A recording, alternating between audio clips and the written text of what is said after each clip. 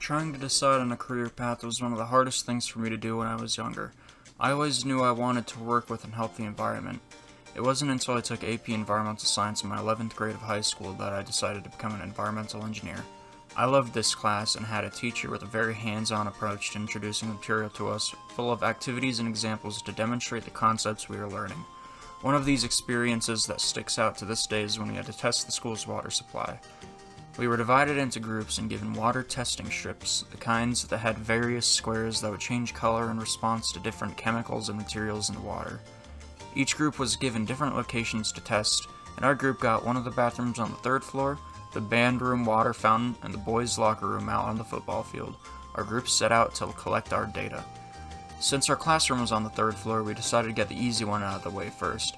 We headed to the bathroom just a bit around the corner, turned on the sink faucet, and soaked the test strip in the flow. Our teacher had told us that it would only take about 30 seconds to get an accurate reading, so we looked at the colors on the strips and compared them to the colors on the container. Everything was within average acceptable ranges. Expecting the best from the next tests, we set out to the band room. The band room was in a small hallway in the school's basement, and outside the door was a decrepit old water fountain. Testing the water yielded shockingly different results from before. The water had slightly above average amounts of iron in it. While not enough to cause alarm, we figured this explains why some of the water fountains had a metallic taste to them. Finally, we went out to the old locker rooms on the football field.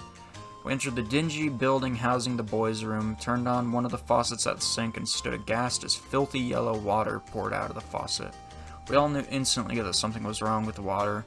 We've never seen anything like it before, and we weren't surprised at all when the test showed high amounts of various chemicals. Mainly, the water had a much higher iron content and relatively high copper. One of my group mates was shocked enough to collect some of it in a plastic bottle to show our teacher. We got back to the class and presented the numbers from our experiment and showed our teacher the bottled water, and we asked why it was yellow like this.